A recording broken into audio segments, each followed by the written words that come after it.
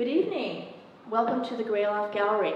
I'm Jan Watten, and I'm delighted to welcome all of you here tonight to the Oakland Art Murmur's second virtual happy hour. Cheers, everyone. Cheers. This is a really wonderful event, and I'm really happy that the Oakland Art Murmur is producing this. They had one at Gearbox Gallery recently, and this is tonight at Loft Gallery.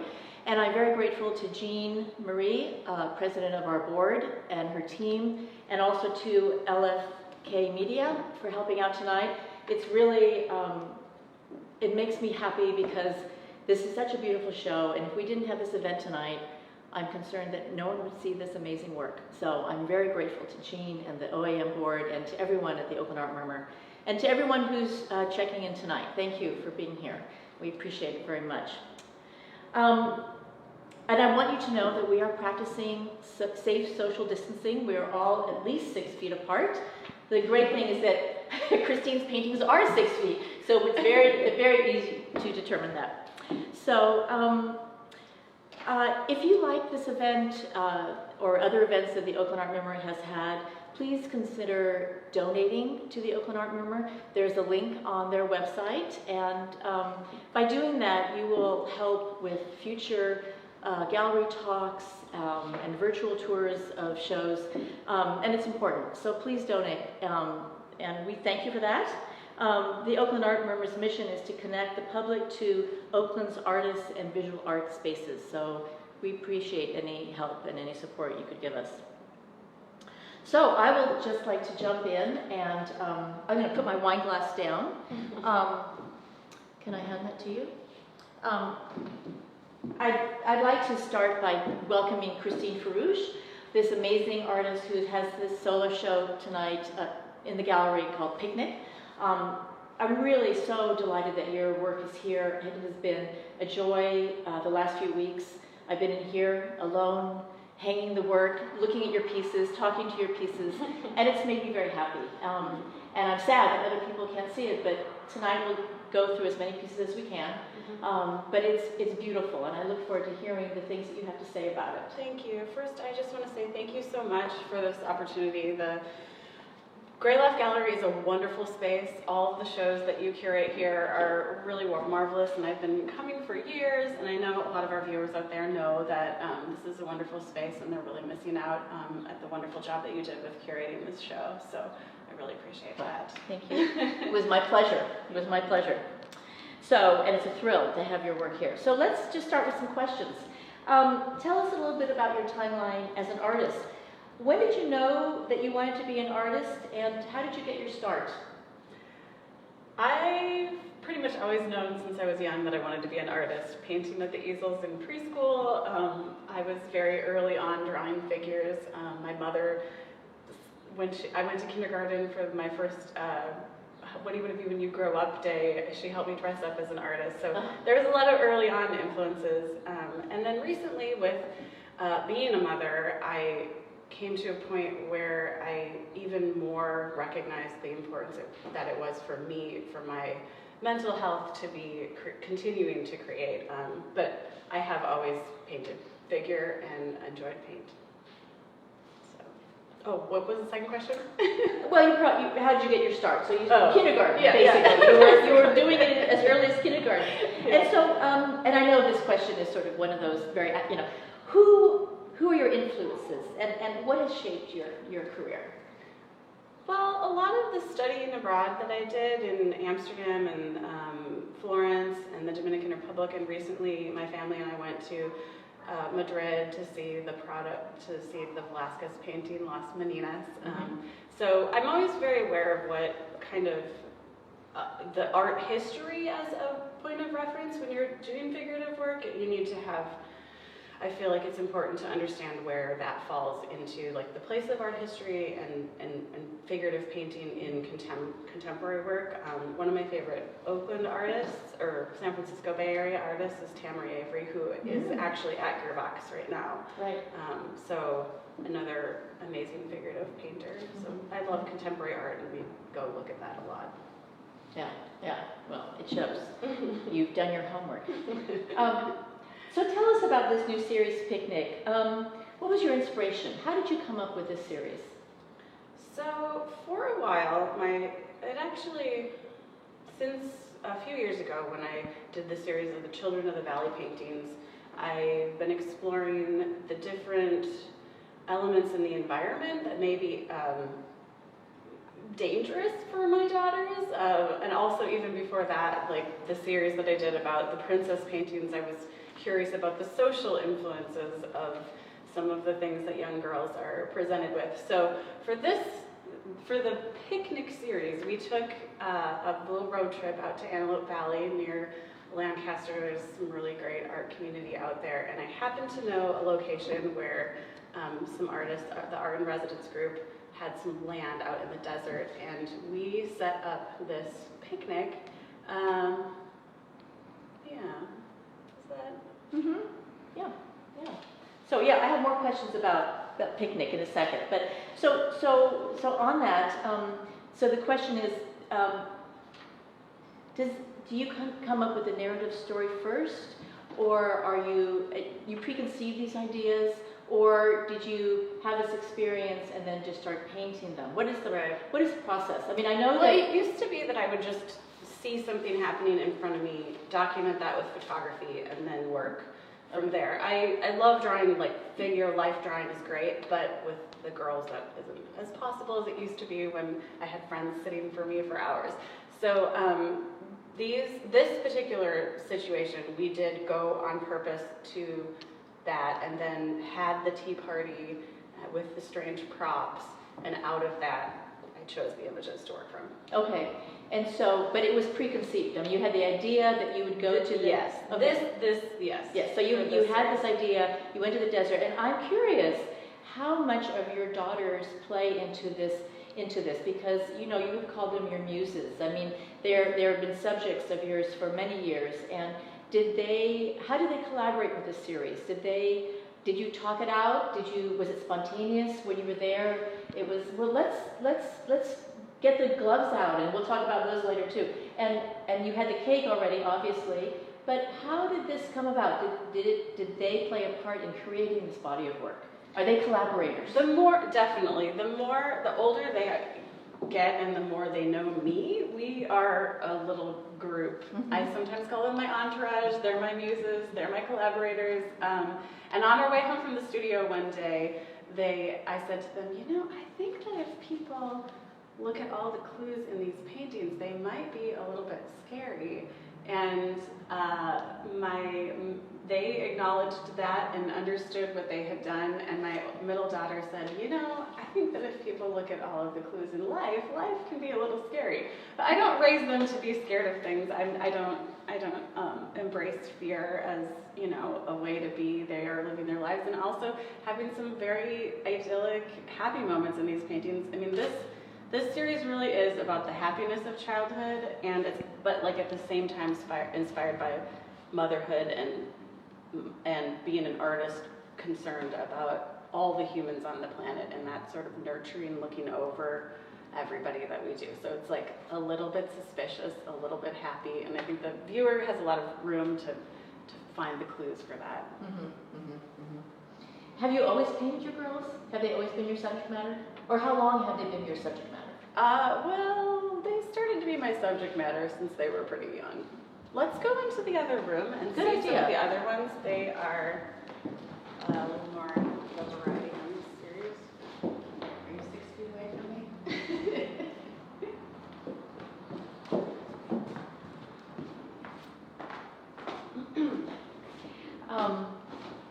Do we have any questions yet from the audience? I have not received any questions yet. Okay. So if you guys have questions, if you're watching, you want to know about something in the paintings, you can click on the Facebook. There's click a place on for Facebook questions in the Facebook. Yeah. And then they will feed them to us, right? Yeah. So a couple more questions about your painting aspects, and then we'll talk a little bit about the dangerous elements. But I wanted to know, what is your painting process like? Do you work on several paintings at a time? Like, did you, with this series, did you have them lined up, and did you paint on a little bit here, a little bit there? Or do you work on one, complete it, and then move to the next one? Or what's your process? Yeah.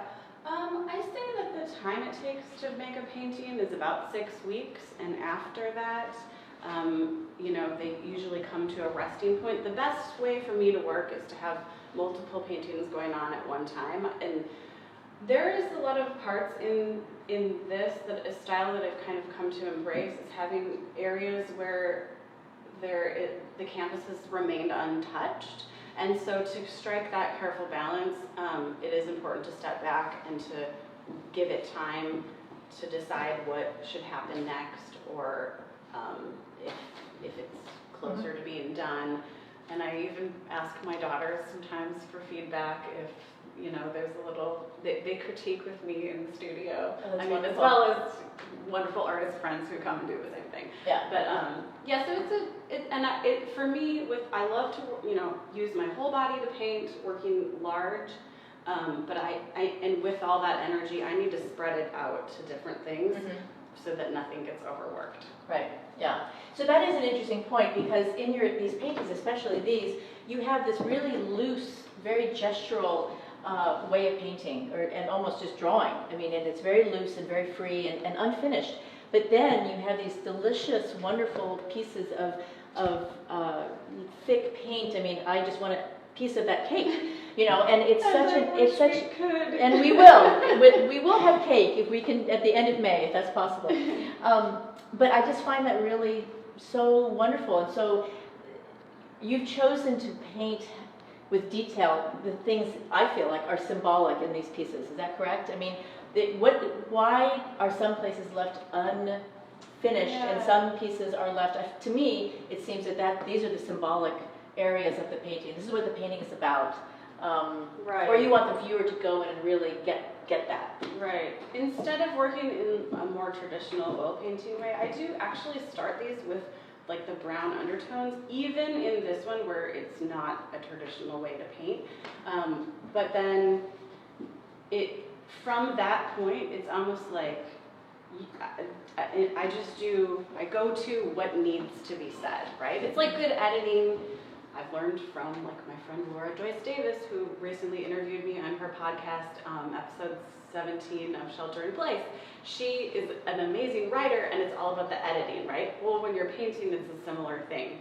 You need to like only say what needs to be said so that the viewer can focus on those things. Exactly.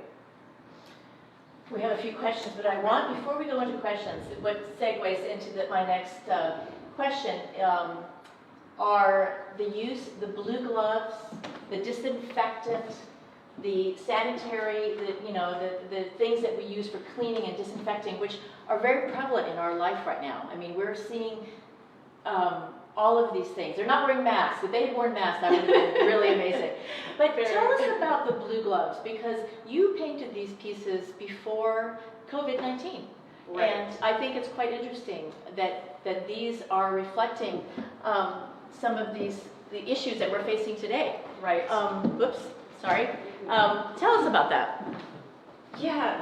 So it was, I don't know, maybe it was the mysterious, prophetic something that the artist has right now. But we picked those objects together in the supermarket before we went out for the picnic, and I am concerned about chemicals, air pollution, land, water quality, the pesticides that get sprayed in the parks where my girls play, and it's those unseen things that we, can really drive you crazy. And I think a lot of people right now with COVID-19 are experiencing that fear, and so we use something to protect ourselves, and so when we went out and did this, the ground that they were sitting on was right next to where people dump trash. The ground might have been contaminated with something, and all of those, but I had a layer of, they were safe.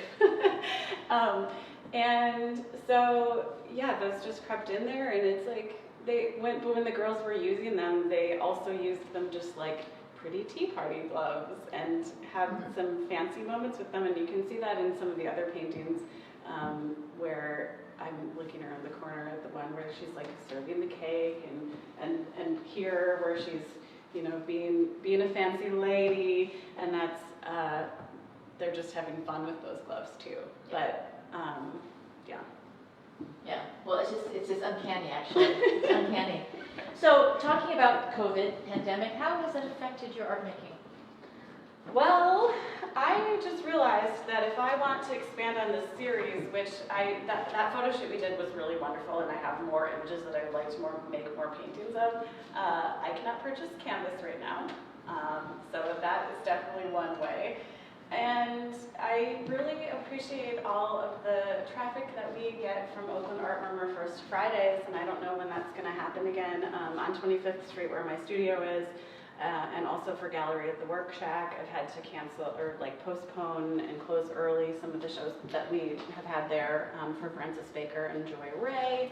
And there's one other thing. Oh, yeah, no, that's it. Yeah. Oh, and also, I mean, I am also concerned about how those things are affecting my artist community. Right. So our studio manager, she gave us free rent for April, but a lot of my studio mates don't. They need to either be working in industries that are now closed or making money from their art. So you can check out our Workshack website and find them if you're looking to purchase art. So the two pieces in the front room, which we are not going to be able to see today, but they are on your website, Licking the Leaf and then the other one, they're very different than these pieces, and they're very dark, they're very ominous, they are a little bit scary.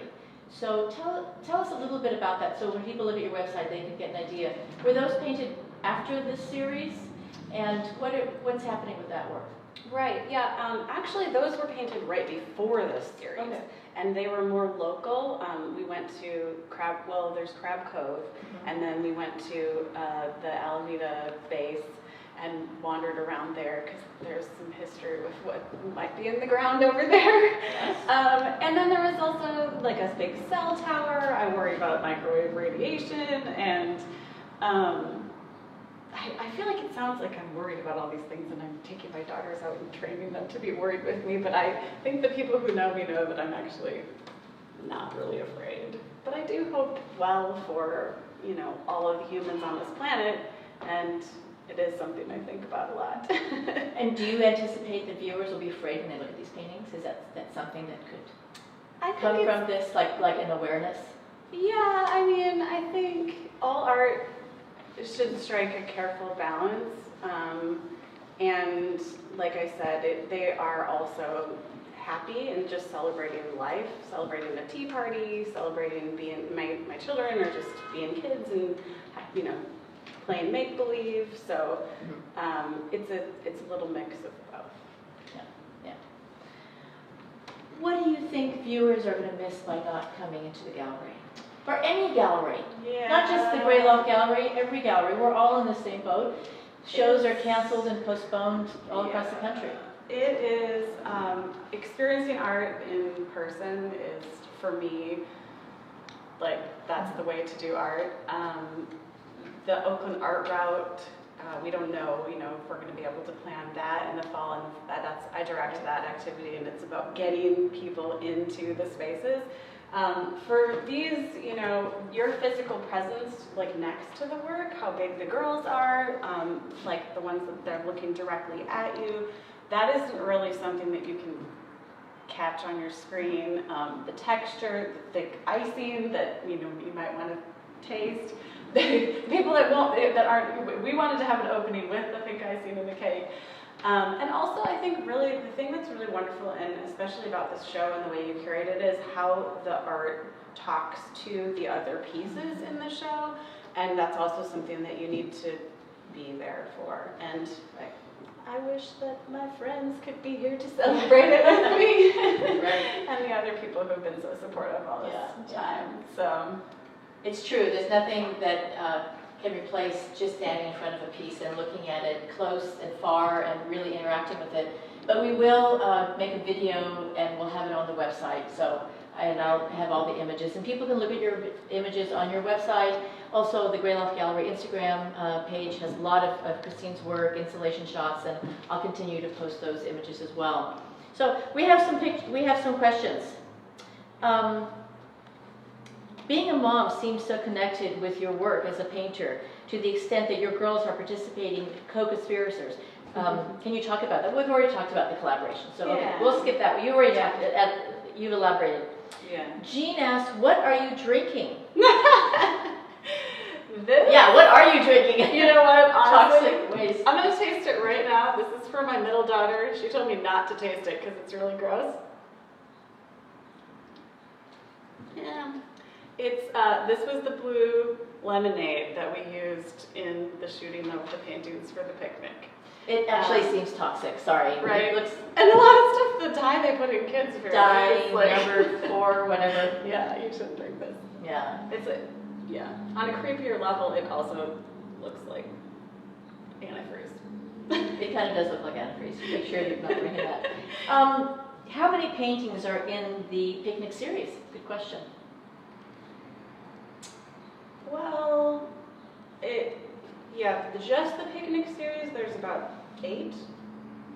And we have a bunch of smaller ones that are in the front, and actually on my Instagram story right now, you can see the smaller ones that were like watercolor studies and some small oil paintings that were things that I did before I committed to like a larger scale painting. So then with those, it's probably more like 12. But I do think that I'll probably add more to this series when I can get some canvas. Mm-hmm. And that was a question that I had. You work these out in small sketches first.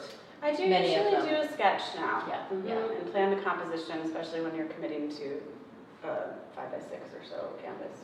Another question, what do artists most need right now? How can we support artists? Well, I think finding like when the shelter-in-place lifts, if we can be creative about like having appointments so that people can visit the work. I think that, purchasing work from artists, my house is filled with small works of other artists, and if you end up with tax return money or something, try to find a way to support the artists, especially the ones that are relying on that income for to continue on. And art and galleries both are a fragile ecosystem, or a fragile system of being able to continue to do what they're doing. And I would like to ask you how people can support Loft Gallery during this time. Oh, it's a fragile time, right? I mean, for all the arts organizations. I mean, I'm not a commercial space, yet I do rely on sales and events in the space, and that's not happening right now. Mm-hmm. So, I mean, one way that people can support the gallery is they can buy art. Mm-hmm. I mean, people say, oh, I don't have room for art. I firmly believe there's always room for art. Even a big piece, there's always room. I'll put it in rotation. I will help you hang it. I'm really good at that. There's always room for that. Going forward this summer, I don't know what I'm going to do. I'm going to have to come up with some creative ideas.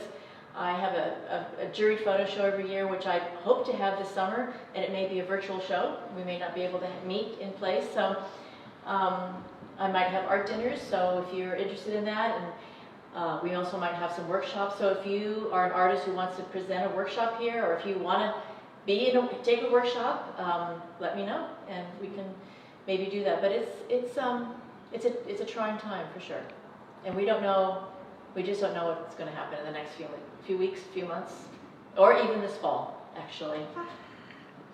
So I think our time is almost up. Do we have any other last questions we should? No. My last question was, is there anything else you want to tell us?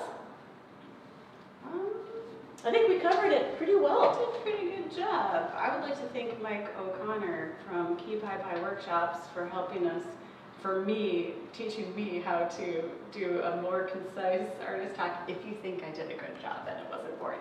But you were a wonderful host. Oh, no, it's wonderful. I just, again, really appreciate being here. And I think we've thanked everybody, except for I would also like to thank my daughters for their collaboration. Absolutely. The 3 graces. Yes.